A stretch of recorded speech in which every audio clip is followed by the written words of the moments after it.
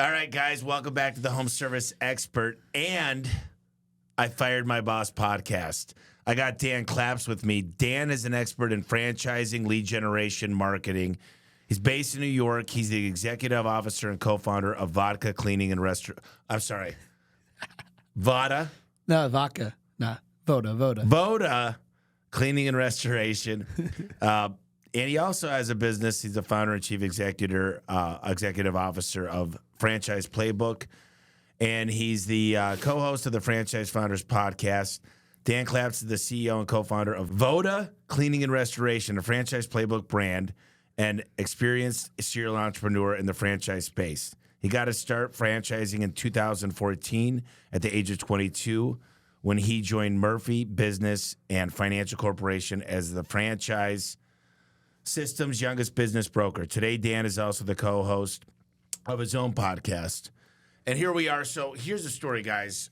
Dan wanted me to be on his podcast. I wanted him to be on my podcast. He came recommended from the famous Ellen Rohr. And so we're going to try to do the first ever 2 podcasts at once. And I was just doing a shop tour here at A1. And Dan was in the audience. And I'm like, dude, my assistant walked in and I go, Allison, I'm supposed to sit down with a guy and do a full hour podcast and then do another hour on his. And I didn't know Dan was sitting in the room, but great guy. So here's how I usually start, Dan, is just talk us through your journey, where you're at, how you got here, and where you're going. Yeah, absolutely. Well, thanks for having me, and you're welcome for joining mine since this is ours together. Duel. I think it's gonna be cool. I got into business. I've been probably similar to you. I've been an entrepreneur since I was out of the womb. You know, I was selling lemonade as a lemonade stand, and then lacrosse balls. When I was in high school, I would buy them for cheap and sell them. And I actually had a business where I was selling bourbon. My dad had a bunch of bourbon down in the basement. I thought he forgot about it. Turned out it was really expensive stuff, but I was selling it. And you know, as a teenager, probably not my best business, but he made me pay all the money back that I made, but which rightfully so. But in college, I started a staffing and recruiting business to kind of pay my beer tab, if you will, and it started out as a side hustle, but it grew and it became really my livelihood. I started focusing on that a lot more than I did at school. And I was building that business, and in my early 20s, I wanted to sell that business and do something else. And I learned a valuable lesson, which was how to not build an asset. So I built the opposite of an asset, because not only could I not sell the business because it was so dependent on me, and the customers only knew me, the employees only knew me. I couldn't even pay you to take the business, right? So it was truly like Robert Kiyosaki and Rich Dad Poor Dad talks about. I was self-employed, not a business owner. And if you think about the quadrants, so anyway, that led to my dad actually saying, why don't you look at franchise opportunities? They're all about systems and processes. And when I was in my late teens, I sold Kirby vacuum cleaners door to door. Knocking. My dad did that. Your dad did that. Yeah. Yeah. All right. Well, so it's a grueling door to door kind of job, and I knew that home services was all about building a tighter mousetrap and really good customer service, and so I started looking at home service franchise opportunities back in 2014. I was in my early 20s. Long story short, I was probably just a bit undercapitalized to do a franchise at that size investment. So Murphy was the first franchise I joined, which was actually, it's a franchise for helping people buy a business. So I went out, joined the franchise, started helping people buy and sell existing businesses in my market in New Jersey, where I'm originally from. And that's kind of how I got into franchising. I love that. And I talked to a guy, there's this franchise software. Guy's name is Keith. Keith Gerson? Fran Connect? Fran Connect. Yeah. And there's like 2,500 franchises in the country. And he did Jack in the Box. Like, he says there's not that many franchises. Like, I know most of them. Yeah. And he did the Jack in the Box, originally wrote the script for that. And he was involved in, I just was on the phone with him yesterday, but I do and I don't love franchises. Do I think franchises in the future? Probably. You know what I hate the most, though, Dan? Is everybody goes, they come into my office, they do a shop tour, and they go, we're thinking about franchising our business. You know what I tell them? I go, wow, you must have training the marketing. You must be in at least 4 different markets. You must have 20% bottom line. You built out all the SOPs. What I find is everybody goes, it's hard to do business. It's so hard. So they say, if somebody pays me and I could just take 7%, and everybody thinks franchising is like, I got a good business that makes pretty good money. No one's doing it like me. I'm going to do a franchise. And I'm like, do you have $500,000? You got the right lawyers? Mm-hmm. Do you understand? And if I ever franchised, 1 out of 100 people that applied with the money would actually get the franchise. Right, approved. Right. My deal is you're going to be part of this business. And if one franchise, think about what happened. It's happened to so many franchises. One bad franchise could ruin everything. And you got to put the right bylaws and all the stuff in there so you could take that franchise back. Do I love the franchise model? I mean, Michael Gerber changed my life, the E-Myth. Yeah. I mean, the franchise playbook it's systems, it's processes. And during the shop tour, we talked a lot about this. Yeah. And it's so funny because I didn't realize I'm an idiot. But what did you think of that shop tour? I thought it was great. You know, I mean, it didn't help that I didn't really introduce myself. I kind of was just a fly on the wall. Yeah. Usually, and if I, you know, obviously I'm an avid listener of your content, so I was like, there's no reason for me to talk here. I'll just listen. Yeah, we went for, I don't know, a few hours there. It's amazing, man. You know, I was thinking about like, you know, I know you love to help people and give back, but I was thinking about like you do this a few times a month, and like it was not. I thought like, you know, maybe it'd be like 30 minutes or like an hour, and we were in there for like 3-4 hours, and you just spent time teaching a bunch of people. I don't know if, you know, I know you said you got some things out of it, but it seems like you're really just helping people, which is great. You know, so many people took the time when I was in my early 20s all the way up till my 30s to open their doors, sit me down. I take a spiral notebook like this, and they'd say, sit down with my CFO. Why don't you go to my trainer, talk to them? Why don't you take some time to talk to my VP of marketing? Mm-hmm.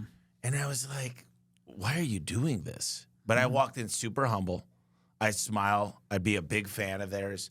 I'd literally show them I read every page of their book.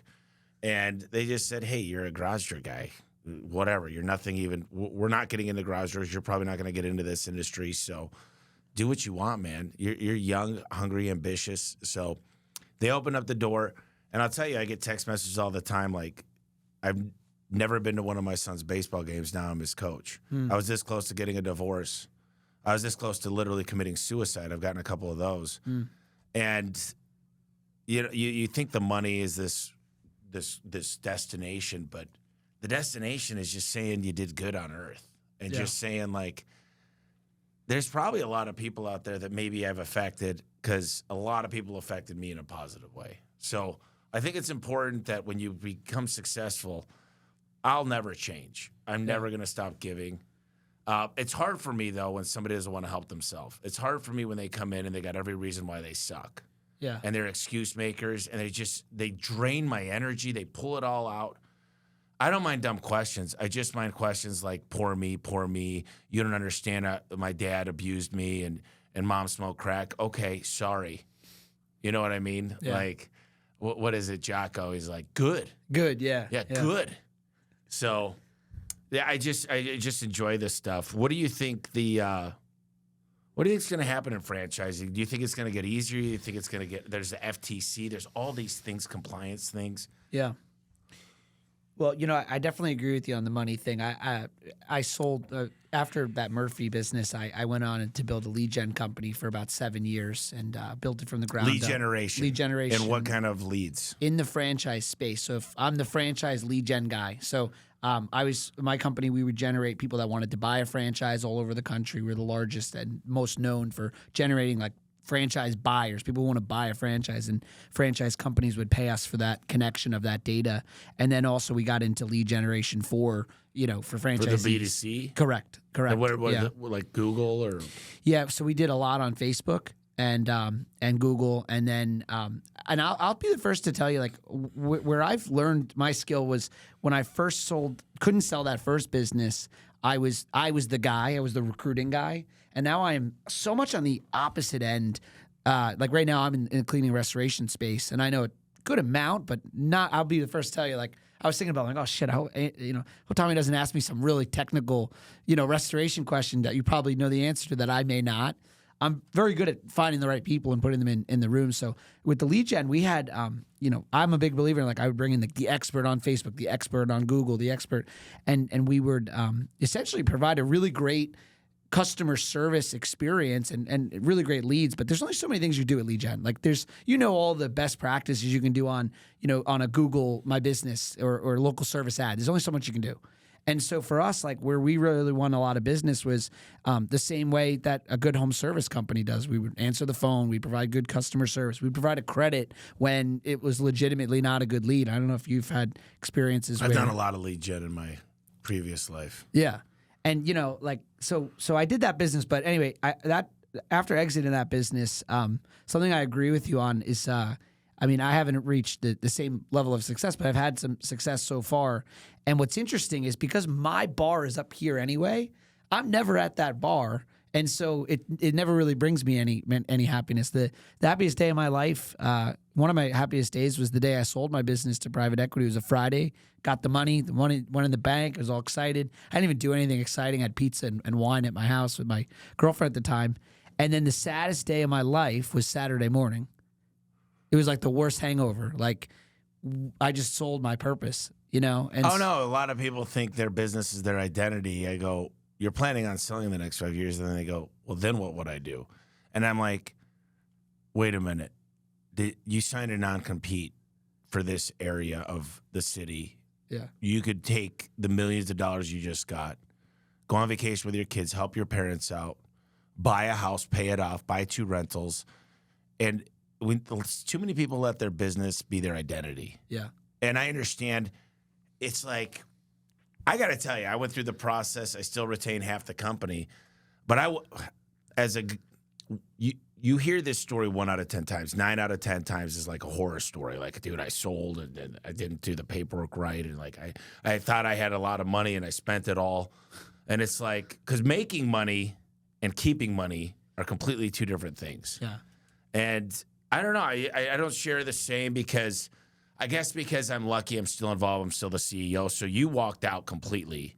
A lot of people have a chance to roll their business, continue to be the main person, and they just got a boss now. Well, in my scenario, it's different in the sense that I had a partner. He wanted to sell. He had a little bit more equity than me, and so we sold. And I didn't feel like I was done yet with what I was doing, and so that was kind of the challenge. But I'll never forget my best friend saying to him like, "Oh, dude, you're gonna not like this." And I don't have this mindset, but in this moment, I was like, what was me? I'm not going to have another business idea. It must have been my partner. Maybe it was luck. Maybe it was, whatever. And I was like, I'll never build a business as big as this one. And I was so right. I can't build a business as big as that one because it's way too small, like compared to what I can do now. You know what I mean? And so I was obviously wrong in what I'm building with Voda. But I heard Jamie Dimon say this, the CEO of Chase, and I think it's a great thing. He got fired once before he ever went on this amazing career he's had as a CEO of a giant bank. And he said when he got fired, he reminded himself that his business and his career is his net worth, not his self-worth. And so I definitely did what you're talking about. I attached my identity to my last business. With Voda, I don't do that. Voda is its own business and has a whole executive team that runs the business. And it's not my identity. I got a whole other side of my life. You know what I mean? But I think that's important. And I think a lot of people... I said this to you earlier when you were in the shop tour. I said a lot of people, they literally went into business for freedom and time and to be able to spoil their kids and do all the things they were never able to do as a kid. And they told themselves, and they continue to lie to themselves, and then another year goes by and 2 more years, and they always say the same thing. I'm reinvesting in the company. And all of a sudden 10 years go by. And as a business owner, especially when the business is small, you don't really truly get a vacation. You don't truly get a holiday. You don't truly get really anything. You don't get the nights to yourself. It's like we go from morning to nights 24/7. And the nice thing about taking some chips off the table when the company starts to grow is like, we got our Pinnacle trip coming up, taking all my executive staff and all my top technicians and quite a few other people. And people are like, well, how the business going to run? And I'm like, the business won't miss us.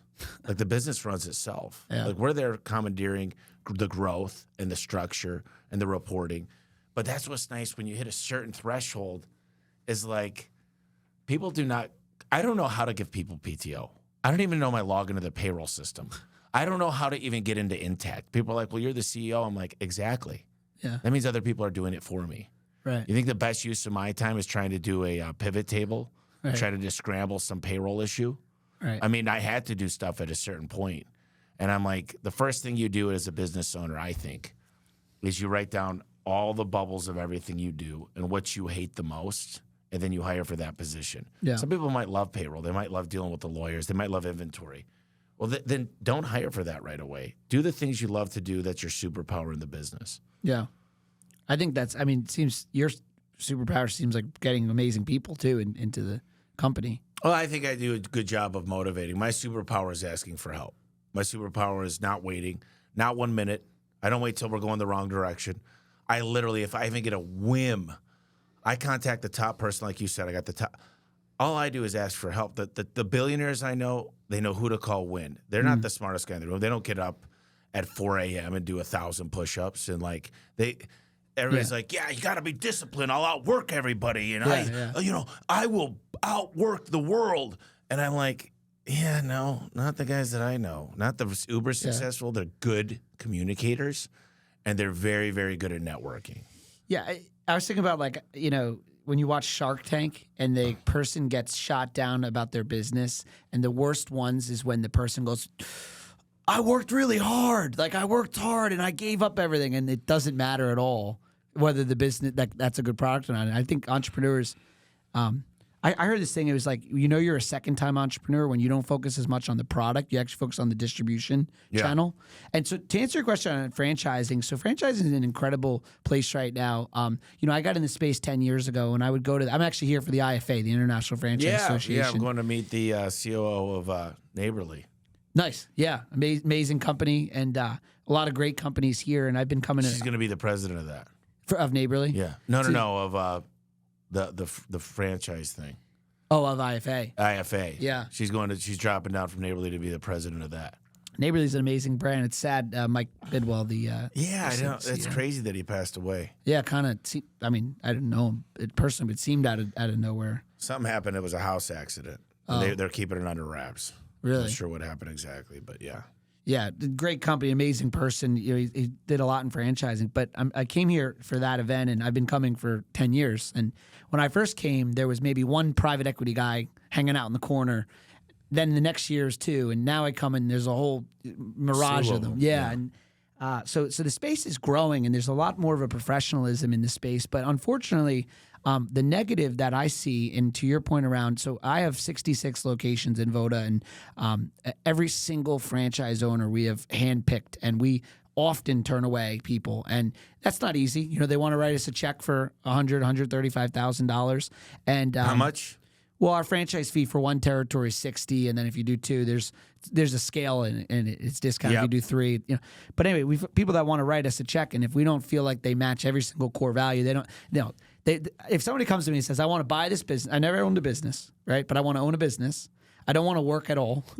I want to make this money. I don't want that person. I want someone who this is going to be their. I'm not saying they can't have other things going on, but this has to be their focus. This has to be their. So anyway, so we've been really intentional around turning away people that don't fit our mold, and so that's the way to do it. But unfortunately, a lot of franchise brands that have the ability to sell territory, they'll sell to anyone. And one of the reasons is they know that right now in the franchise space, there's so much private equity money that if they just sell a bunch of units for 2 years, even if it's a dumpster fire, private equity can come in and buy them out, and they do, and they can ride off into the sunset. So unfortunately, that's the negative I see in franchising. Is like kind of like the .com era where it's a bubble, a bit of a bubble, yeah. And so that's the negative I see. The positive is that provides opportunity for the people that are going the other way. So why, if you were sitting here and you had a good business, people always ask me, why didn't you have a franchise? And I remember buying 4 books on franchising. And then I talked to a couple people with franchises, and I heard the good, the bad, and the ugly. And I'm like, I want full control, because once you go into the franchise, you're no longer in the whatever business you're in. I'm in the garage door business. I'm actually in the technology business and happen to do garage doors. But I've heard once you go into franchises, no longer are you in that field. You're in the people business. You're in the franchisee business. You are literally hand-holding. These guys want a turnkey business. Yeah. And so you might be I'm pretty passionate about garage doors. Yeah. If I went into, all I know is one of the gals I have, she's running the call center. Her name's Amy Spence. She dealt with everything at Authority Brands. Yeah. And she's like, Tommy, it was a nightmare. Yeah. She's like, different people doing different things, even Precision. And I'm not going to talk bad about them. They're my competitor, but they sold to Neighborly. Yeah. And at the time when they sold, half the company was on ServiceTitan, half of them were on Opal. Different wraps, different price books, different hiring styles, different websites, different signatures on their email, different structure. And I'm like, man, that doesn't seem like a franchise to me. And it's harder to franchise, I think, a home service than it is a restaurant, because you can control the four walls a lot easier than controlling this huge space of people running throughout neighborhoods and trucks and locations. Well, what happens is somewhere along the lines, I don't know, I know a good amount. I know No Precision just had a franchisee, I think, at a private equity transaction. So a franchisee Jim able Rapp. to, yeah. He was the largest Precision owner out of Florida. Yeah, yeah. Tampa. And but that founder of Precision, right? At one point, he got into the garage door business, and then he decided to franchise. Being in the franchise business is an entirely different business. And, you know, for me, I'm a franchise guy. My team is all franchise people. My COO and co-founder, he's a home services expert in franchising. That's what he does. Not the business of day-to-day doing, restoration in our case. His skill is home service franchisor, which is, as I mentioned, its own business. And to your point, it's a training business. So for me, I love, I think I was put on earth to help people become a business owner. I've been doing it since I was in my early 20s. I've helped about 1,000 people buy a franchise. I want that to grow. So I love seeing someone go from, non-business owner to business owner. So that makes me enjoy being a franchise but it is a difficult thing when someone buys a franchise. They're not a customer, the franchisee. They're not a customer. They're not an employee. They're not a partner. They're a franchisee. It's its own designation. Yep. And so you have to get this person who, by the way, has never owned a business, who bought a system and very often will try to challenge that system. And you have to get them to do it your way without being able to fire them. So it doesn't sound fun. I mean, literally, everybody I know, Kevin Wilson, Mosquito Joe's, good buddy of mine, been on the podcast, and he doesn't do anything else but franchises. He's like, it's the way to go. But he also sees the other side of it.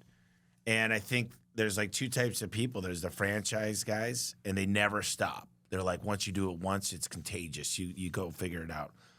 And I've always thought, A1 has put me in a pretty good spot in the podcast. So if I started a franchise, I just know a lot of people that be like, if Tommy got behind something, I know he wouldn't screw us over. I know he'd be there to help. I know he'd figure out the marketing systems. I know he'd figure out a good deal with inventory. He'd have the right CRM. He'd have all the right things in place. And I think I'd have hundreds of people that would say, if I told you got 3 years to be a multimillionaire, I mean, I want to keep my promise, but hey, I can't do all of it. The reason I love a franchise is because what I care about from a franchisee, I'll run your Google, LSA, PPC, organic, and GVP. I will do all the Facebook ads. I will handle all the AI chats. I'll do all the call booking. You'll pay fees for this stuff. But I cannot be big in the community. I can't know what baseball team to endorse. I can't show up to parties, pass out cards, B&I meetings. Right. I want boots on the ground, and I want you to be an expert of showing off our brand. 100%. I think maybe someday it makes sense. Maybe in a different industry or something. I think you'd be an incredible franchisor, just knowing that you care about seeing people succeed, and that's what being a franchisor is all about. But we say at Voda, we're looking for the mayor of the town. So, I played, sports growing up, baseball. When I played baseball as a kid, the back of the jerseys always had this contracting company. And the guy was always there handing out orange slices. People just loved him. And you would give your business to him. And I always thought of him as the mayor of the town, right? So the mayor of the town is who we need because we do all the Facebook ads, Google ads, local service ads, everything you mentioned. We have a call center answering the phones. We do all the marketing. But I always tell franchise candidates I may buy a Voda, this isn't an ATM machine. If I didn't need something from you, I wouldn't have franchisees. I would be opening corporate stores. If Facebook ads and Google ads and everything else just worked without anything else, we wouldn't need it. What we need from you as the local owner is what you just mentioned, the B&Is and the Chamber of Commerce. And, nobody wants to give Voda in our Ivory Tower business. They want to give their local owner business. So, we look for people that want to be the mayor of the town. They don't want to do all the other stuff. But to your point, the challenge of franchising is, and I deal with it every day, is like, dude, like this is what you say to franchising, man, like, come on, you bought this system. I know what to do. Follow my way. And unfortunately, that doesn't always happen. And so you have to kind of work through that. So you guys do what's the big franchise company for restoration? ServPro's the largest. Yeah. So ServPro. And so do you guys work with insurance companies? We do. So ServPro, just to put it in perspective, ServPro is it's a big company, $3 billion a year annual revenue in a $300 billion space. 300 billion is water restoration? Restoration in the broad term of anything to do with, fire, mold, water. In that case, it's about a $200 billion annual commercial industry, 80 billion residential, so almost, $290 billion and growing about 5% year over year. Water mitigation is about 17 billion a year, and that's where we focus on the water extraction. So the other side, there's water, fire, mold. Yeah, so when you talk about restoration, you really want to put everything from water, fire, mold, contents restoration, right? So when your clothing or bedding gets, destroyed or ruined, that's part of restoration.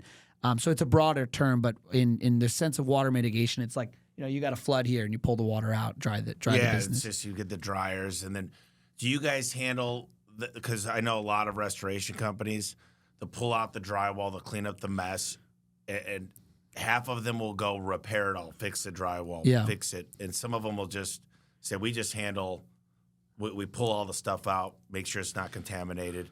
We put up your furniture, store it, clean it, and then they let the company come in and repair it. Do you do both? We do encourage our franchise owners, especially when they first start, to not do the reconstruction component. The reconstruction. The margin gets cut into substantially. Most of the margin is in that the water dry out and the cutting the drywall and moving on. As our franchise owners become more mature and they can handle the more complicated work, we do allow them and support them to do it. But in the beginning, we want them focused on the non-rebuild. To answer your question around insurance, yes, we absolutely work with insurance. Best way to explain insurance work in restoration is like a drug dealer. So there's what's called TPAs, third-party administrators. Most insurance companies are delegating it to a TPA. TPAs are out kind of cycling jobs to restoration providers, making sure the job's done properly. Because remember, insurance is not in the restoration business. So a lot of times you're doing third-party administrative work or program work is the terminology. I equate TPA work to a degree, and it's a necessary thing, but it's like a drug dealer. So they say, hey, Tommy, here's some work, and try it out, and you get a little taste, and then all of a sudden your business is dependent on the TPA work, and you have to do it the way that they need you to do it, which is there's a space for that, but they cut into the margin substantially too. Everybody I've talked to in restoration said, do not take the insurance work from the insurers.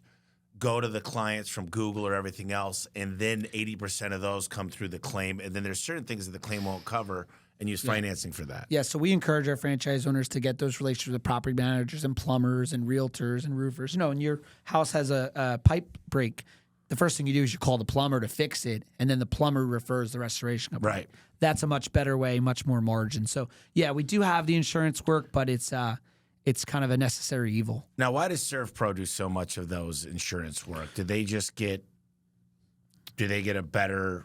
How does that? I've heard the majority of their work actually comes from the insurance. Yeah, so ServPro, listen, I think ServPro, what's amazing about ServPro is, and this is a bit of me speculating, but how I understand it is they really do have insurance relationships Like the way I think of ServPro is they got this giant insurance opportunity years ago and said, we got to get a distribution model to service this account, and they went out and sold franchises. So it's worked well for them.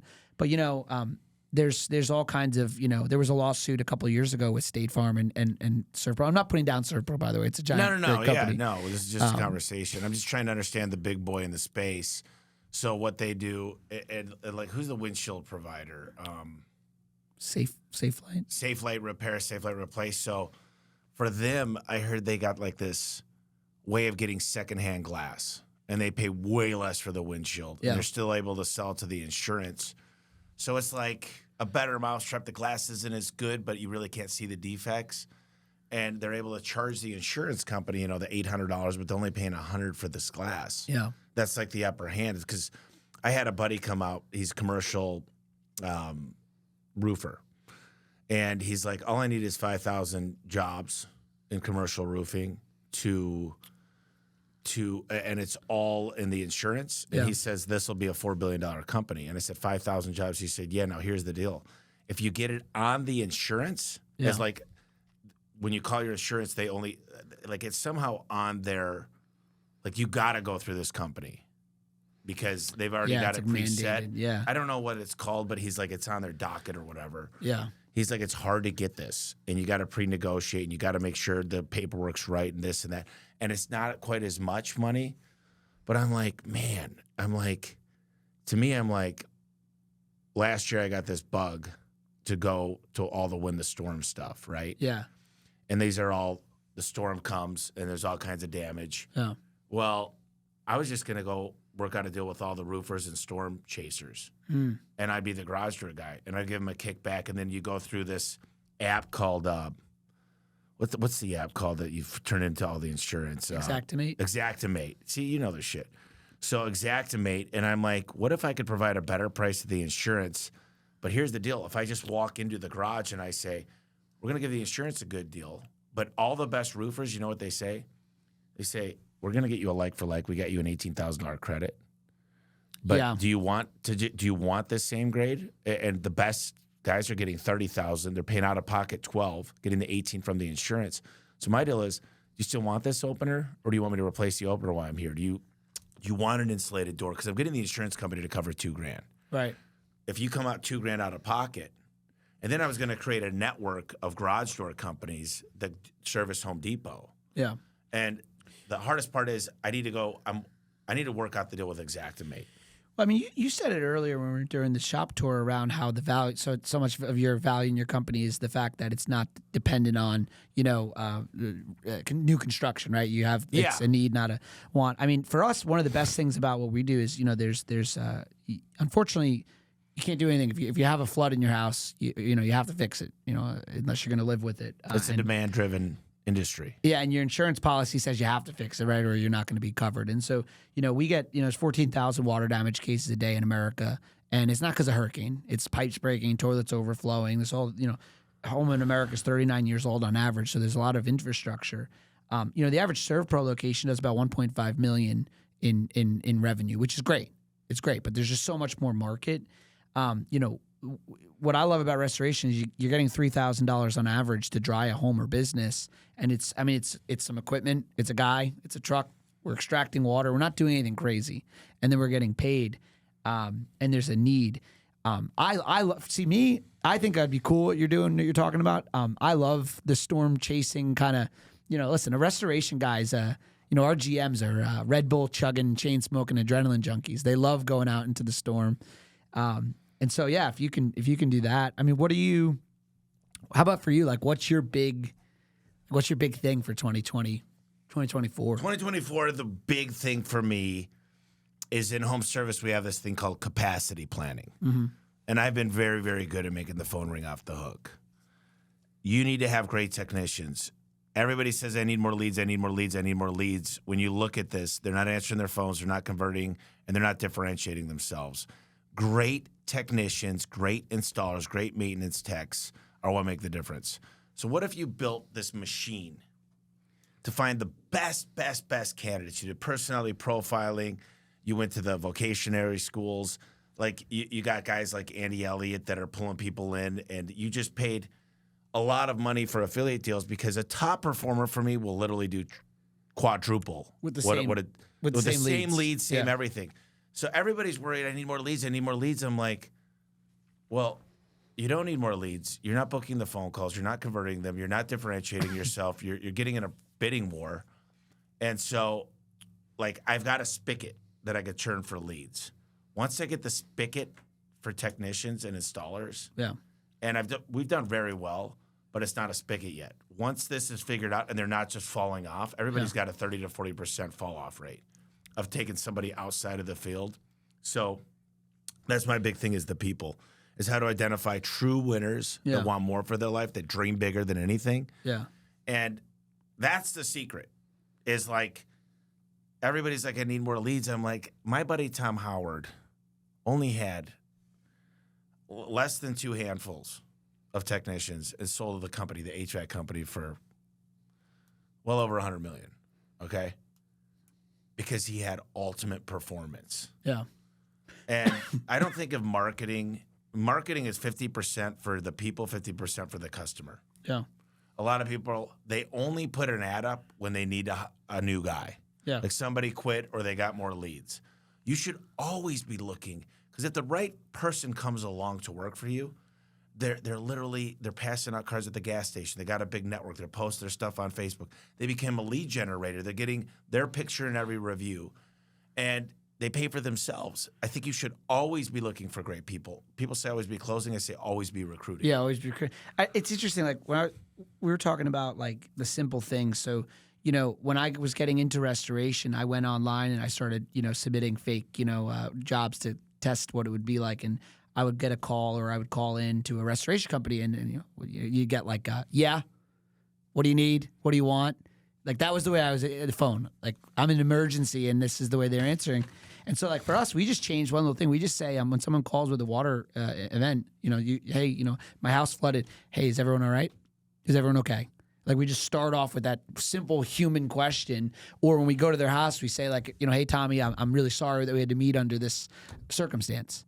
Like, these little things that disarm. The little nuances that make a big difference to humanize it and pull the emotions in. Yeah. Like, we actually care. Yeah, right. And it's just small. And then you hire people that actually do care. And it's like, you're not rocket science. But, in the water mitigation world, unfortunately, it's an emergency, and people are just so rough about it, Yeah, and I think that if I just had a house flooded and my baseball cards or my kids' stuff, the moment that, like, things like maybe my grandfather's Bible, it'd be kind of like emotional. It'd be like, man, like, it's not a fun thing. Like, it's a fun business that I was involved in? Christmas lights. Nobody they're like, our minimum price was $1,500. Yeah. But here's the deal. Like, we'll get out there whenever we can. Yeah. And they're like, okay, we just have a party. I'm doing it for my kids. And you go out there, and it's like, Christmas is a fun holiday. It's not like, get out here, I need my Christmas lights put on. It was like the demeanor of the clients, like, we're just looking for joy and happiness. Yeah. It's like, we just want to do something fun for the kids, make sure we're festive, make sure we're celebrating, because our kids are young. And then I was like, let's do a Santa Claus at all the HOAs for free pictures. Yeah. I just tell them we're in the neighborhood, because for that, it's all about windshield times, like getting lots of jobs on the street. Yeah. On the same street. So I think it's like, man, I love business too much to ever be like, okay, I'm finished. I love home service in particular, and I come up with all these ideas. Like, if I had more integrators that actually could, I just don't have the time for all the stuff. Yeah. But man, I come up with these things, and I'm like, whoa. Like, for example, we've got 39% of the doors we don't sell. We're at a 61% conversion rate. Okay.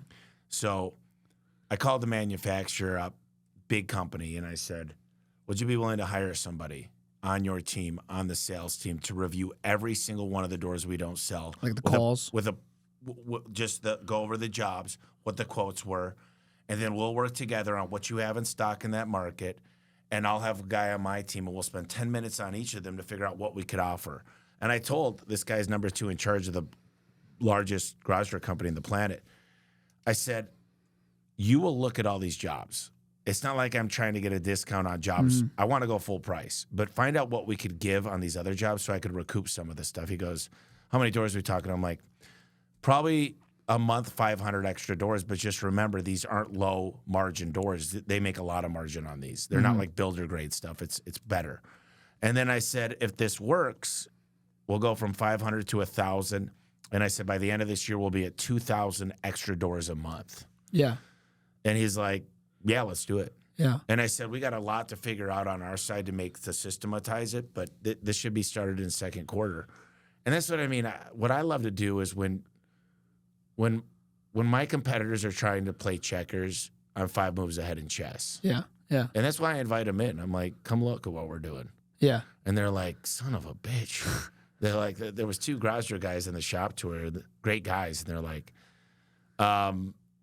we don't know what to say or do now. You just confuse the shit. We don't know where to get started. I said, make a list. Yeah.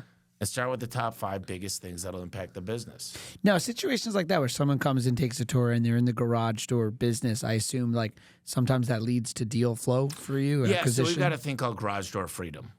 And so if they come in and they join Garage Door Freedom, we help them set up their CRM. We teach them how to answer the phones better. We show them how to get branded. We've worked out 80 affiliate deals.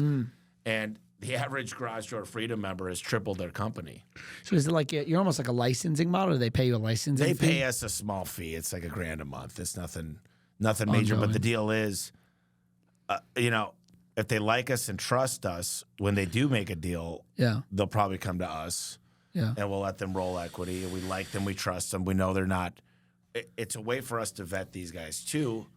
And, it doesn't make any money, but we've gotten several deals from that. And we've only got 70 companies in Garage Door Freedom. I'll probably get it to 500 in the next 18 months.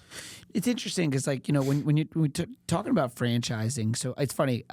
I actually forget that I'm in the royalty 7% business. I pretend that I'm Voda corporate, and this is all corporate locations. In the sense, I don't mean that to diminish our franchise partners, but what's interesting, what we do is, so we have a call every Friday, system-wide. All of our franchisees are on there. Their general managers also are on there.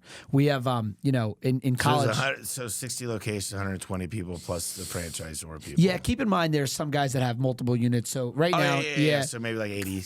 Yeah, so we have about 30 owners right now. 30 owners that own 60 locations. Yeah, 2 units there's each. 60 because there's 2 people on those calls plus you guys. So. Correct. And then our team. And then what I'm debating is in bringing in their technicians as well. Maybe like with the rule, like they can't try to dominate the call. But then we have Microsoft Teams channels, all kind of different channels and different topics. But one of the things we do is like when you go to a training with Voda, you're training with 5 to 8 different franchise owners so far since we've launched. And so you guys all these franchise owners, they train together and they build a relationship. So when they leave, we actually put them into a channel together. And we call it the pledge class, and we keep them. I'm in there too, and we're all chatting throughout the day. Little fun stuff like, the GM will mention a thing he did wrong, and then the other guy learns from that, right? And so we're communicating at this crazy level. And so my vision is that I don't care if we have 1,000 franchise partners one day. I want to have a call where there's 1,000 franchise partners and 1,000 GMs and another 100 technicians or whatever. But we actually pretend that we're corporate because a lot of franchisors they see their franchisees as almost like a combative relationship, like the enemy. It's almost us versus them. Yeah. And so when you think that way, that's what's going to happen. And so we go into these calls, man, and it's funny because when we first launched, that Friday call was all hunky-dory exciting because everyone's in honeymoon stage. But as our franchise owners are going further through the process, with any business, they're going to have the ups and the downs. So those calls aren't always fun. I don't get on that call on a Friday and hear only good, right? I have to hear the good and the bad. But it allows us to address things so much faster, hit it head on, and get quick to conflict. But it's just interesting because, I noticed it while I was here. You're accessible to people here. You could come work here. It's kind of crazy. You could watch your content. You're all over the internet, famous in the space, and it seems like in general, a lot of celebrities now. And then you could come work here and have direct. It seems like you're accessible to your whole team. It's pretty cool. These guys know I bounce to lots of meetings, but I make time, and I think that's important. I'm just a normal human being, and one of my buddies said, never meet your heroes because they're not who they say they are online. And I'm like, it's true. Like, I try to just not facade everybody, not pretend that my shit doesn't stink. This is what you see is what you get. We do some things right. It's because I've made 20 years of mistakes, and then I fixed them one by one. You know, I always say success leaves clues. If I were you, what's the margin on your 7%? If you don't mind me asking, like, is it pretty profitable, the 7%? As a franchisor? Yeah. Yeah, so franchisors typically operate at scale when you get to a certain amount of units and royalties are coming in. So remember, my franchisees, what's great is they're going to compound. Their business is going to grow year over year, right? So our 7% grows with them. Right. What's nice about franchising, it is somewhat like a technology where, as our, if you want to call them cohorts, as franchisees join us, they need a lot of support, right, when they first buy. Yeah. And so, I've got 12 people on the team for 30 franchise owners. It's unheard of. There's brands with 300 locations. They don't have 12 success coaches and people. We are franchise owners because we're adding so many so quickly. They all have immediate problem fires every day, 3-4 times a day. 6 months in, they have different problems. A year in, they don't call as much, right? And we still support them, but in a different way. And so for us, it's a pretty capital intensive business. You mentioned, I went into this with, several millions of dollars in infrastructure before we ever even saw a dollar come in. But to answer your question, when we're at a scale, a franchisor should operate at like a 50% margin.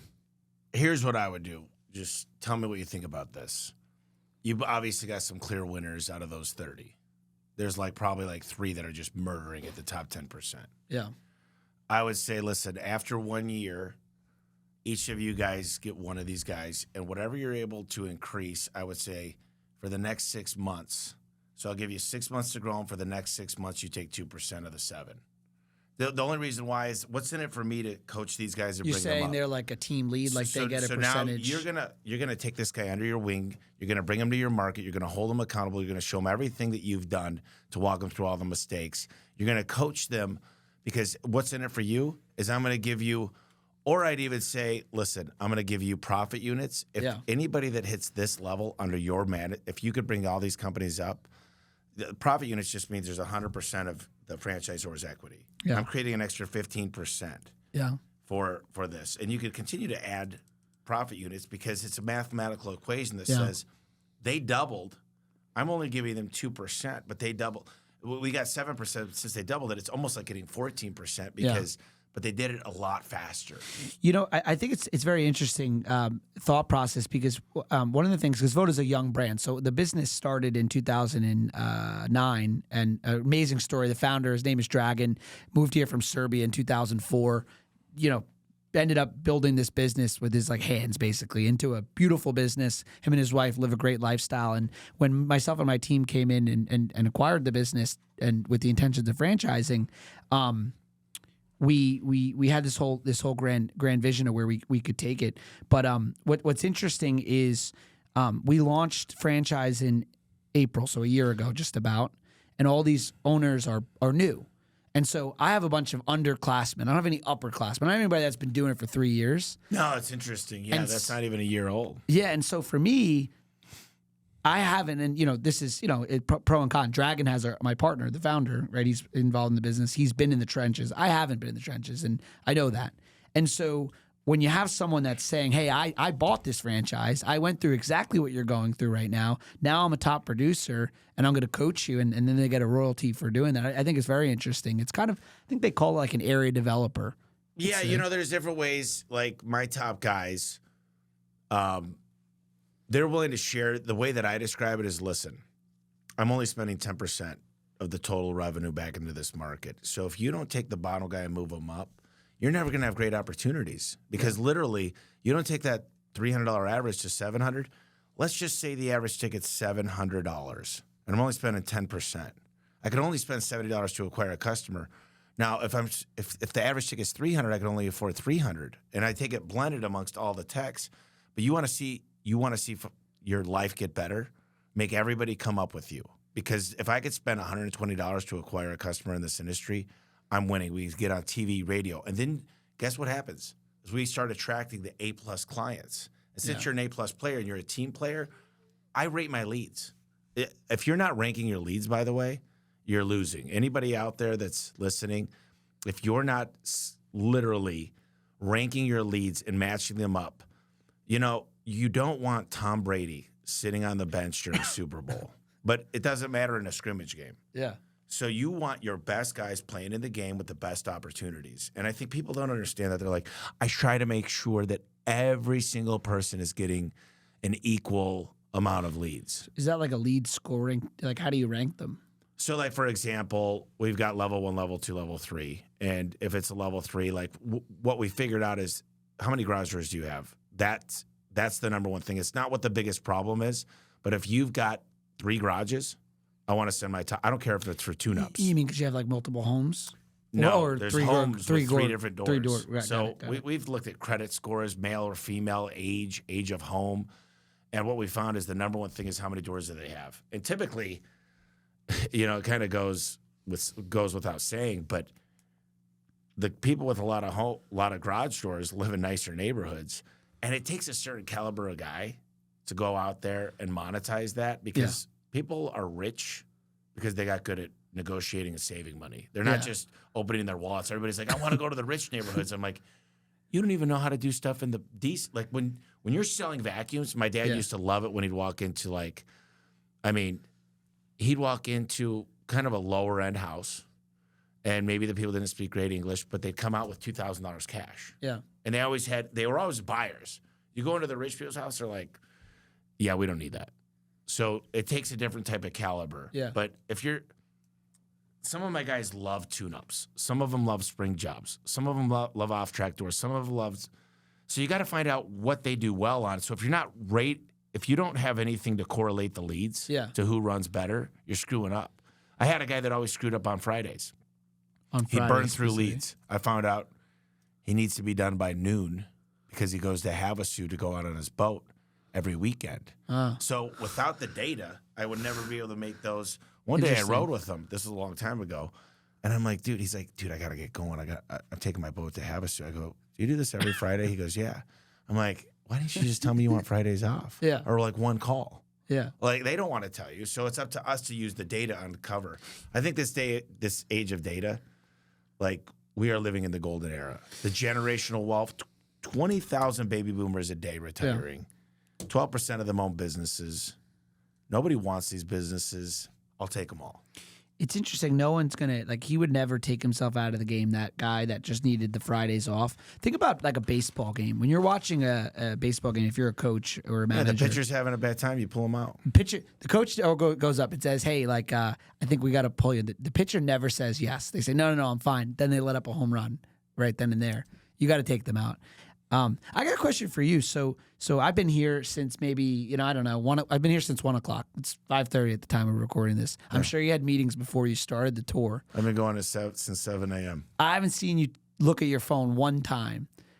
Can you walk me through your day? Are you typically able to not have your phone or email, or do you have a lot of email? Yeah, so I don't do any email. My assistant does that.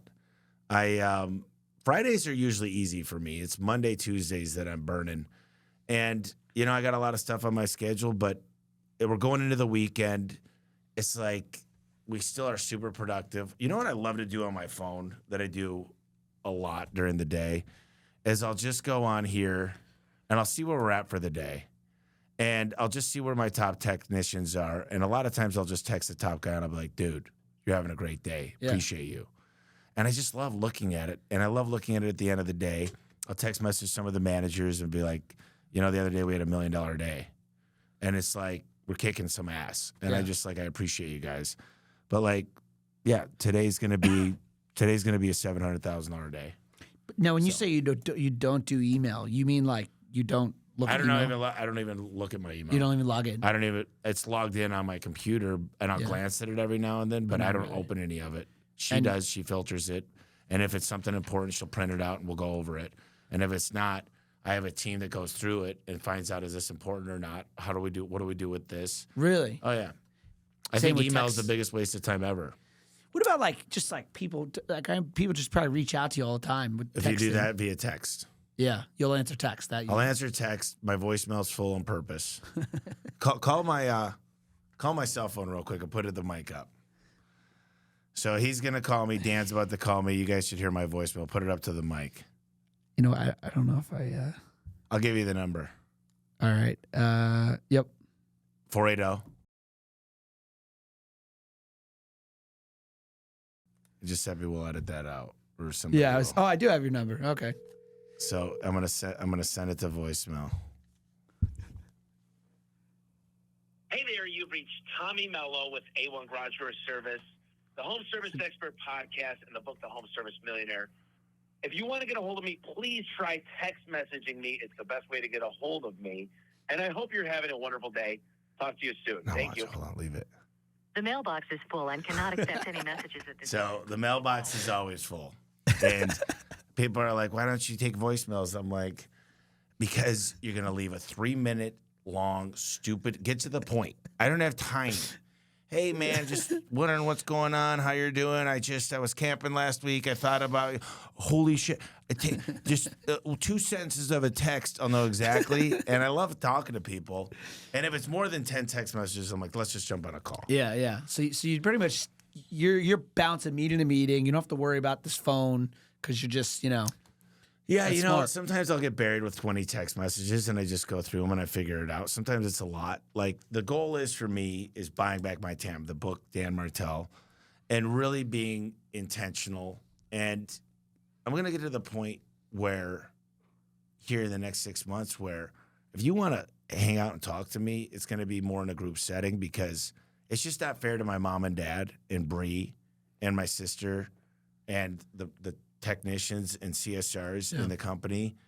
Like, do I want to help people? Yes. But do I want to help them by screwing over my family and the people that work with me, my coworkers? Right. I don't think that's fair. Yeah. And anybody that says, well, you should make time for me because why? Because you think you're more important than my mom? right. And I'm not a good son. I've not spent enough time with her and my dad. And it's bothering me now. Because the goal was to have financial freedom, and I got a lot of money now. And that was supposed to be it. You solved it. You figured out the money. Yeah. And now I'm just addicted to it. Now I'm enjoying it, and I'm like, shit, but still, you got to smell the roses. You got to take time and remember why you started. That's why I give these lessons, because I'm going through them. You know, when I tell people this stuff, it's because I've experienced it. Most of the stuff I teach is because I've gone down the wrong road. And it's not... I don't tell people don't do drugs because I'm not talking about that road. But I've just gone down the road of like losing priority, losing why I started, losing the main goal. Yeah. And now I look at health first. Yeah. Then I look at time. And then I look at money. With I don't care if you gave me $1 billion tomorrow. If I'm unhealthy and I'm going to die in a month, what's the point? Yeah. Money's really relative. I don't care if I said I was going to give you $1 trillion today, but you're not die tomorrow. Yeah. You wouldn't even have enough time to like. You could give some of it away, but that's it. Yeah. Yeah, I agree. I mean, I think it's challenging that. So it's a blessing and a curse. I love what I do. I love every bit of it. I'm here. I've been on the road since Tuesday. I get home on Tuesday, so I'm gone for a week. And the IFA is all weekend. I got meetings 8:30 in the morning tomorrow, Sunday. You know, as What an day does it entrepreneur- go till?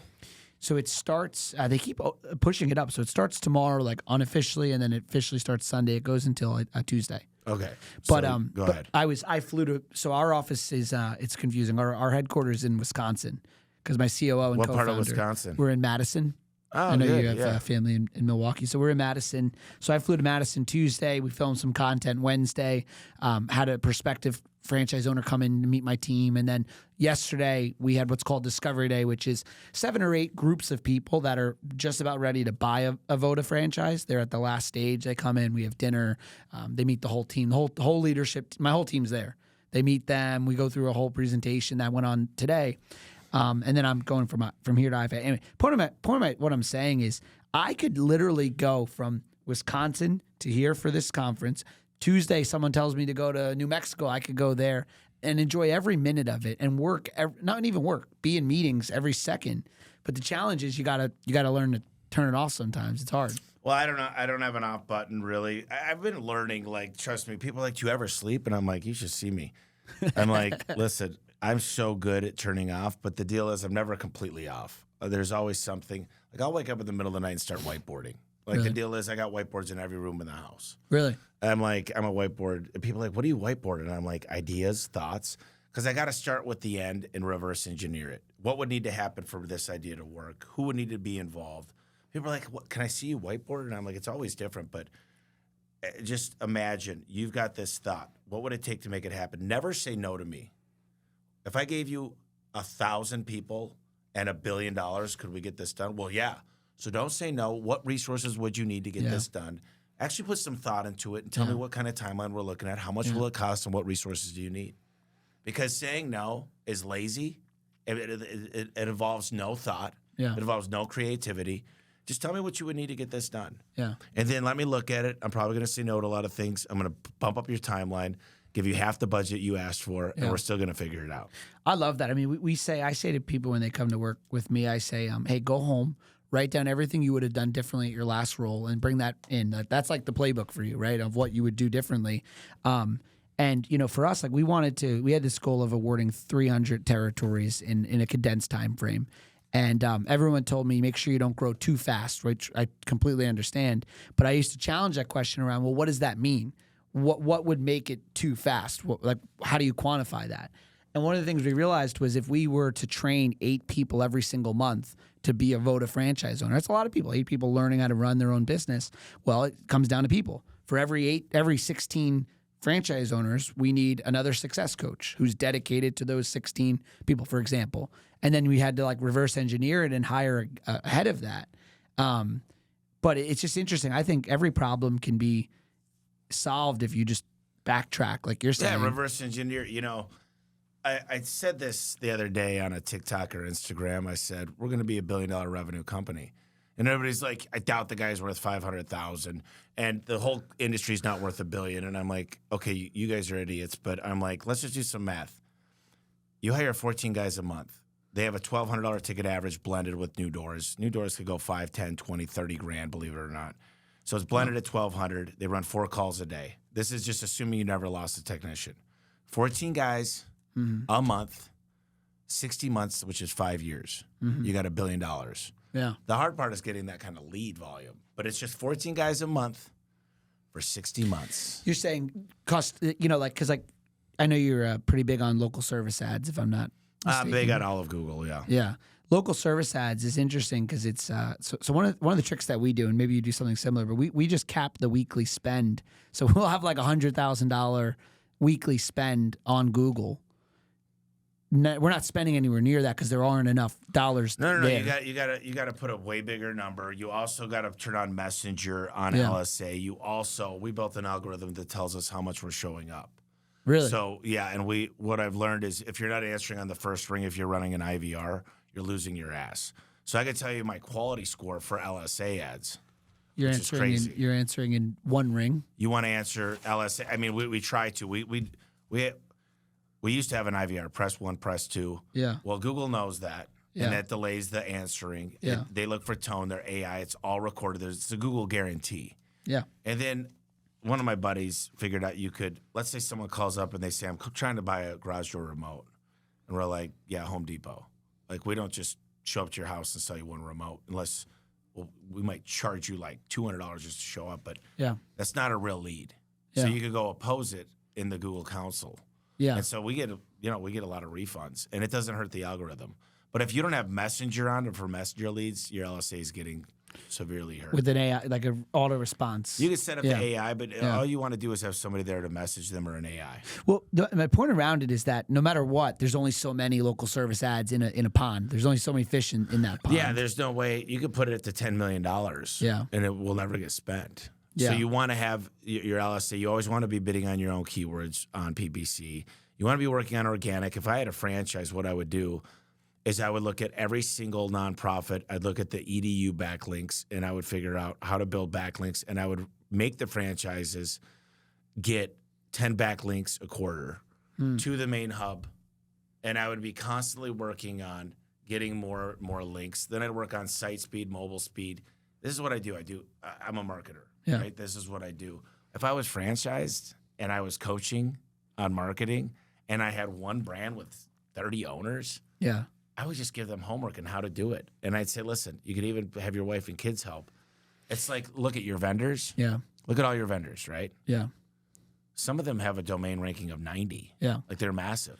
Write them a testimonial, do a video, and say, all I ask Yeah. is that you link back to my website. I mean, it's crazy. Like when we got into Voda, like when we did the acquisition, they had 2,000 5-star reviews in the flagship location, which is, a good amount. really good. And amazing. And I remember one night before we did the deal, I was up, my eyes were black underneath because I was up till like 4 a.m. reading every review. I read every review like a psychopath because I have undiagnosed OCD, and which probably helps me. But anyway, one of the things we did that I thought was interesting was, the Dragon, the founder, which is an amazing thing that they came up with, was after the job, the next day they call every single time. They check. The person at the front desk, their technician comes back, and they literally say, hey, this homeowner said you did this great and this bad. There's no hiding, right? But we realized, and then they asked for the review. But we realized, like, we took a QR code and we put it on this nice little, card. And instead, now if I'm in your house and I do it, I'm like, hey, thanks, everything good. Hey, would you mind doing this review real quick, like right now? Like we do it right in front of them. Reviews went up 47% that month. But one of the things we learned with local service, like I don't know, a lot of people don't know this, but there's local service. There's a Google My Business There's a link. review for that. There's a specific link. And so now we have the other side. So we'll go and we'll get, if it's a local service deal, we'll get the local service QR code, and then we'll get the regular. And here's the thing. If I'm in your house and I ask you for a review right here and now, and you're kind of not wanting to do it, then I need to put my phone back and I'm not leaving because something's wrong. Like, you know what I mean? Like if you don't want to leave a review, then you might be here's the deal. I've got a really good way of getting reviews more emotional, where we put out an A-frame and we're like, these are my kids. The reason why I work here really is to support these kids. And now listen to this. You're going to love this. So you say, what gives me job security and allows me to give them a great Thanksgiving and Christmas and allows me to take my kids to Disney World is because when you leave a review with my picture in it when I'm working, people actually call and ask for me by name. It's what gives me job security. So I'm telling this to a buddy of mine. He's a superstar salesman, and he goes, dude, I do it way easier. He goes, here's what I do. I just do it in 30 seconds. And I haven't even tried this yet, but he's really smart. He's one of the best salesmen of all time. He goes, listen, my boss is going to kill me if I don't get a review. Like, I might lose my job.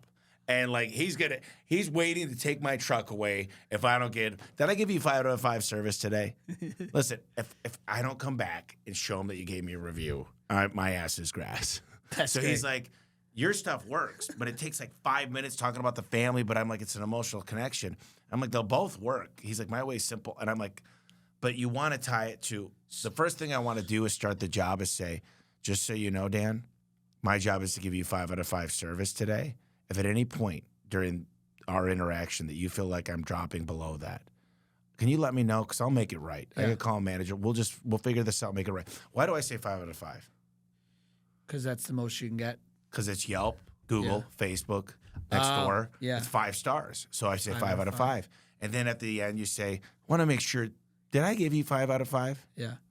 And then the plan is, listen, would you mind taking a few minutes? And you're allowed to give them something. You could give them a Deco hardware kit to say, listen, your time, Dan, it seems like to me, you're sharp. You probably make a ton of money.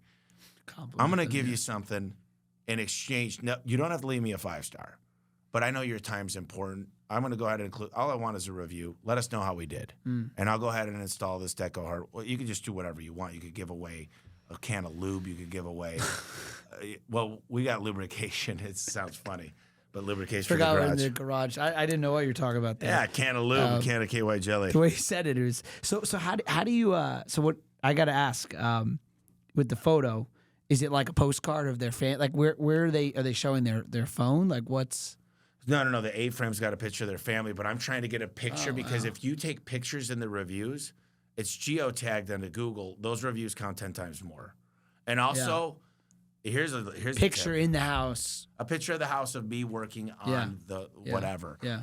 Because those reviews are gold. Like when it's a picture, it's a for sure, because it's all geotagged to that location. Google knows that's real. It's like, so number 2 is there's what's called local guides on Google. So if you enter their Gmail and they're a local guide, that review is going to count 80 times more. Just like when you go on Yelp and there's an elite. If they're not a Yelper, you know what you do? Go, click Find Friends on Yelp. Have the people with a browser on their their computer on the second monitor on Yelp, Yeah.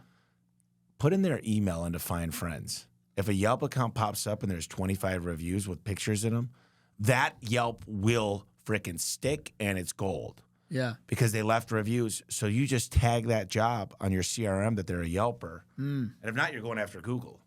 Like these things, I figured all this stuff out a long time ago. And it's not like I'm not paying people for reviews. Yeah. I mean, I've literally given away stuff and they left me a 1-star.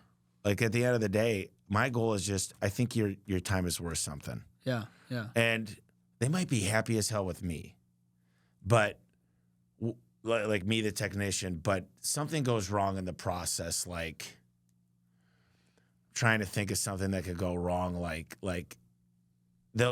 I never got a copy of my receipt and I called you guys back for it and they change it. Like, there's certain things that are just out of your control. The manufacturer didn't get the door in time and now we're calling them and it might be just that the dispatcher put the time in wrong or put avenue instead of street. Yeah. And I went the wrong direction. So I finally found the house. So there's a lot of things. And all you got to do is listen and say, Dan, I am so embarrassed. Yeah. Like, let me tell you one thing. This is not how we run the business. Like, your time is worth something. I promise you, like, we are a good company. Yeah. And what I do is one of the things of the company story is, Dan, I could work anywhere I want, pretty much in the universe if there's garage doors. They trained me for 3 months. I'm a certified Navy SEAL Team 6 when it comes to garage doors. Yeah.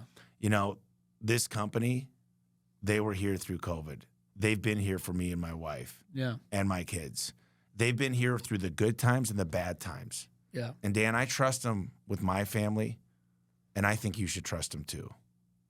I love what you were saying about it. Sounds like kind of what you were saying about this idea of like, they take the customer side, like. Oh yeah.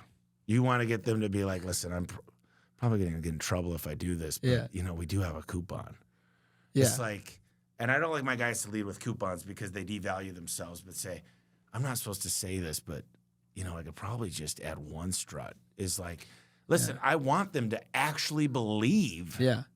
I want them to take the customer side. I want to say the goal has always been it's me and you, client, versus A1. I love my company, but I'm gonna work hard for you because I like you. Yeah. Like, you're a cool dude. Let's just see what we could do. Like, when guys come to my house, for the home service stuff, and they're like, listen, I'm not supposed to do 2 coats to clean your tile or whatever it might be, or the air dryer where they'll put, like, I'm not supposed to be giving this stuff away, but listen, you're a cool dude. Yeah. Like, this is an extra $200 value. Just do me a favor. Just don't say anything. Yeah. I'm like, dude, you freaking rock. It's like, yes, I love you. Like, if you had that mentality, but it shouldn't be always discount. Don't lead with discounts. Yeah. One of my buddies, Brian Burton, has a podcast. And if you go to a1garage.com/game day, Yeah. it's called the Waste No Day podcast. That one goes specifically to one podcast. I redirected it. Yeah. And it's this guy that just explains he's never had to give a discount on anything. Just because the way. He's like, I wouldn't discount. I don't like cheap things. I don't ever discount my services. He goes through the process of it. So I did a short code, basically A1 Game Day, Yeah. because I wanted all my guys to listen to that, to understand that you deserve more than being a discount person.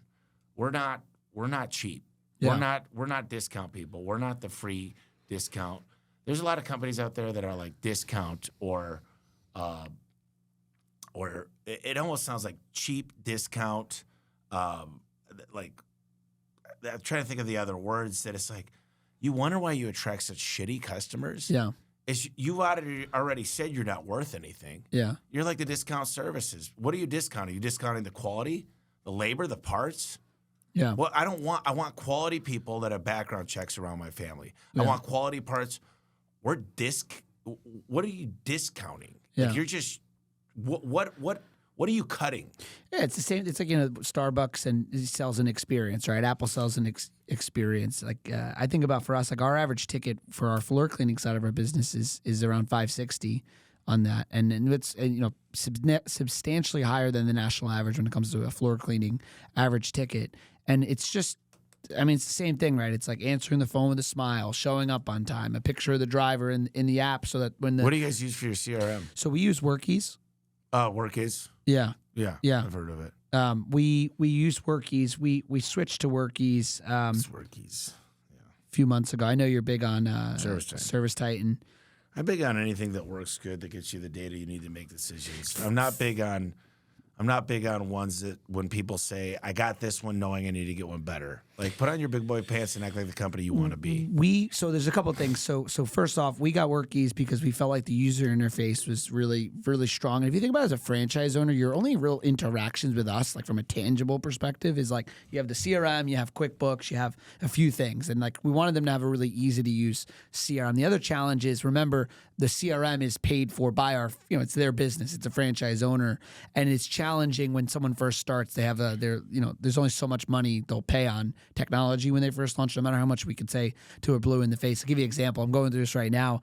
We utilize very specific technology for the project management element of restoration. Everyone needs to use it. Restoration, way behind the 8 ball when it comes to technology. Like there's no one cohesive program until this particular solution we use.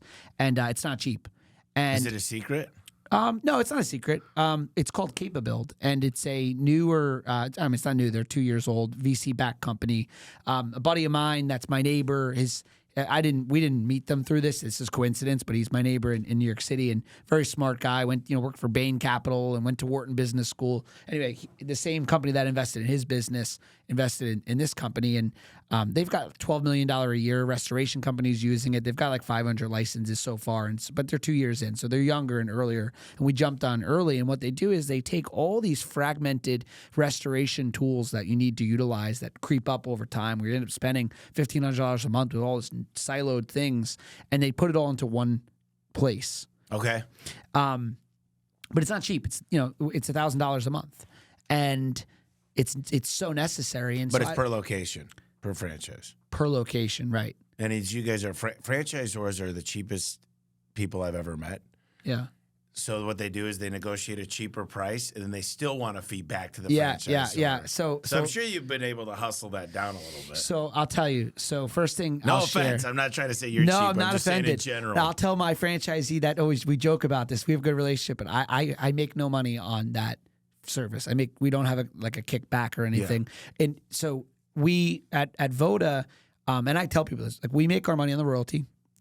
And we make our money. We do get some rebates on trucks. We get trucks cheaper, and we encourage. Also, we talked about buying trucks. I can't wrap my head around. I just leased a truck in Wisconsin at a capital lease, and we get the Section 179 and bonus depreciation.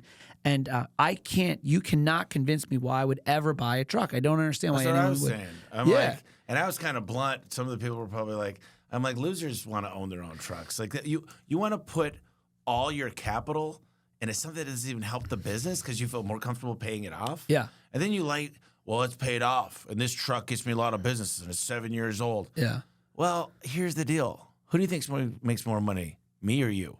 I'm not talking to you. I understand. But the people that brag to me about look, if you want to pay off your house, which is a mistake, I paid off all my houses because interest rates are high. But when it dips below 4.5%, I'll take 80% back out. 80% because I want the 20% to get rid of the PMI, right? But it's like these guys talk to me and they're like, they brag that their trucks aren't wrapped and they're busy as hell. I'm like, yeah, because you're still in the field, bro.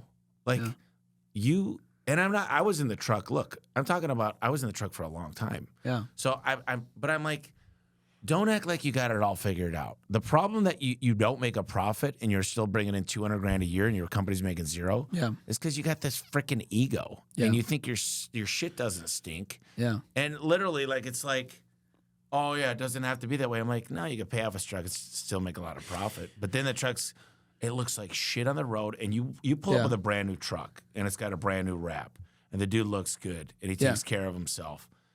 You're already. Like, the customer knows they're paying more money.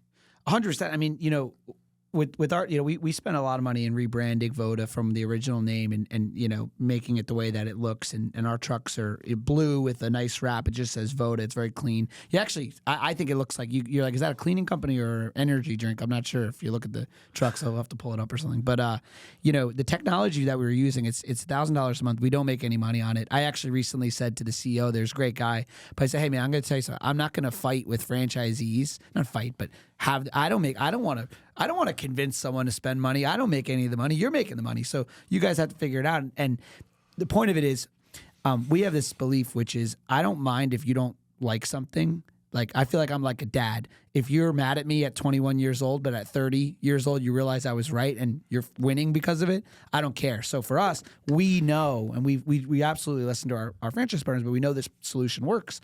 And the reason why is it creates this consistency. If we want to have really large national accounts, we have to have a consistent operating system around the technology. We have to have, anyway, it works so well. But what's interesting is we have to convince people early in around why they need to use this. I think the whole tangent I went on there was I would love to use, for example, Service Titan. It's I think what is it a month? Like it's a few $100 per tech, but you don't pay anything for the office. You don't pay anything for the CSRs or dispatchers. But here's where like I know it's worth it. We had to pull all the reporting into our own dashboard that we've created called Scoreboard, and it's pulls all the APIs into one place. Yeah. Nightmare. I took a year off my life, building that, and we could have just used the Service Time is great, but it was built for HVAC, plumbing, electrical, so you got to modify a lot of things to make it work right. That's why we're pulling things in the Power BI, but I'm also able to do more regression testing and pull and quantify things that no one else is looking at. And I wanted one dashboard for payroll, for Intact, which is QuickBooks, and I wanted for Service Time to pull it all into one natural hub. And I'll tell you, it's going to be very hard. You're bringing a knife fight, and I got a hand grenade and a rocket launcher. So I don't have a vision of, like, being the biggest garage door company. I want to be the garage door company. Oh, it's going to be hard. Like Q-tip. Yeah, that's like, look, yeah, Q-tip. You know what I mean? Yeah. Like that. The brand is like, it's not like just for anyone's Q-tip. When you think of a Q-tip, it's a Q-tip. That's actually the name of the brand. It's a cotton swab. Like it's not actually same thing for Kleenex. Yeah. No, I understand. Yeah, it's like, listen, I might have 50 brands, but very soon, very, very soon in the next few years, it will be impossible. It'll be impossible to keep up. Yeah. It'll be impossible to touch us. Like literally, like, because we'll have better vendor agreements. We'll have, like, my trucks right now come from Mexico, from Enterprise, straight from Dodge. They go straight from Dodge to another company that wraps them and does all the work to them, and then sends them for free to every market. Wow. Zero Not cost. even like $1 per mile. Not even nothing. $0 to the local Dodge dealer in that area. Like, how do you keep up? Nobody else is getting the trucks for my rate. That's amazing. It's interesting when you talk about the franchisors being, cheap. I think you said. I had this realization where I started to think to myself, wait a minute.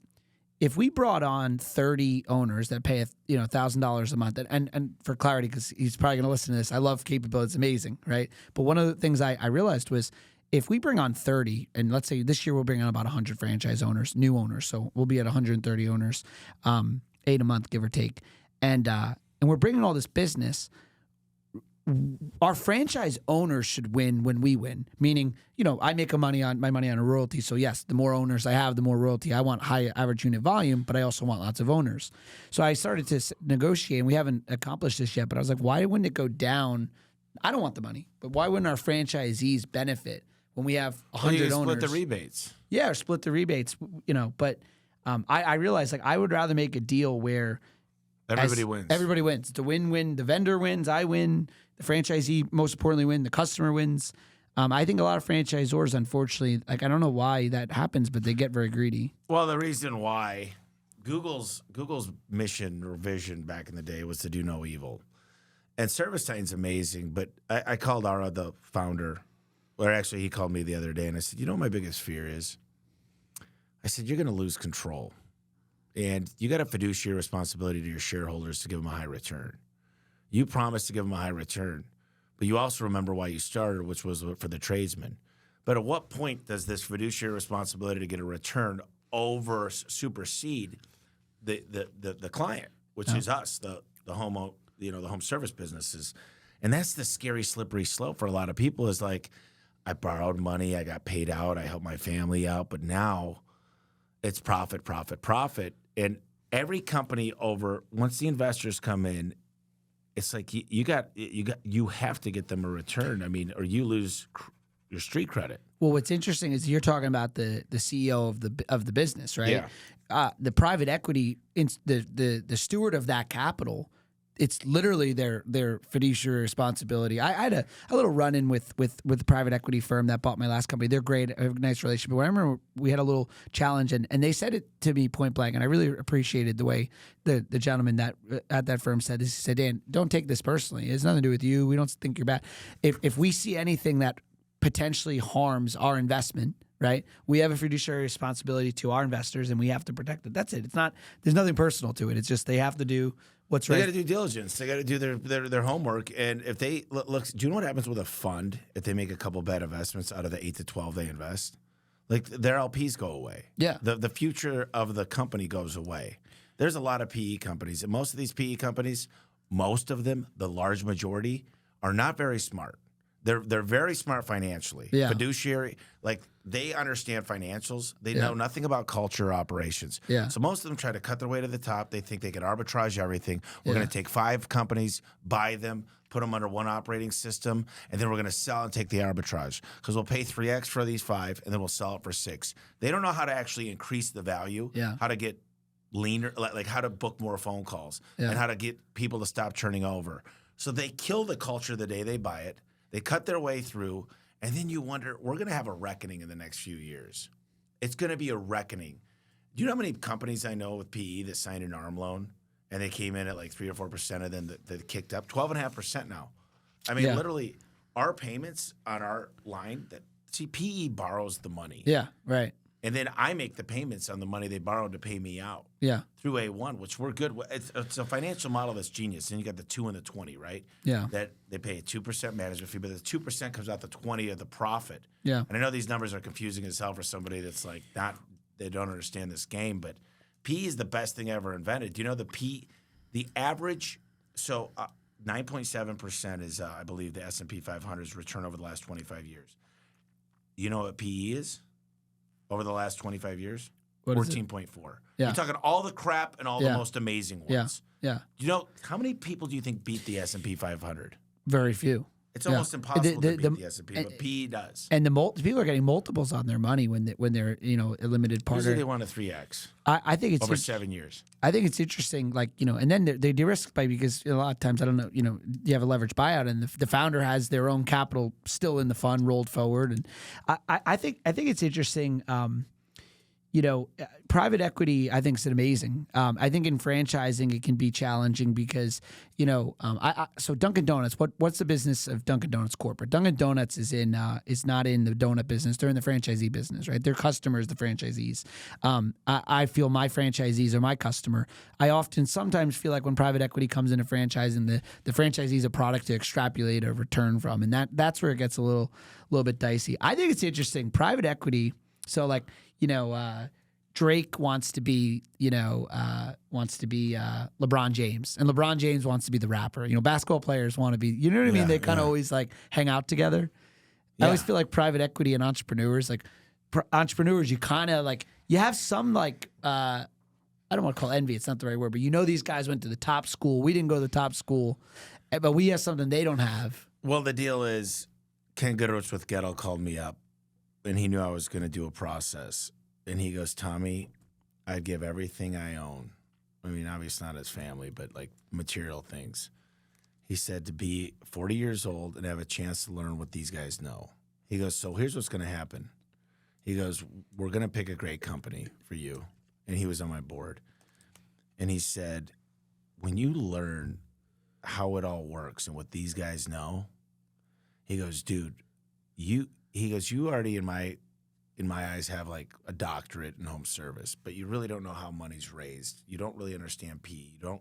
You don't understand the level of arbitrage, and you don't know what the financial reporting is and audits and how to have a great board meeting.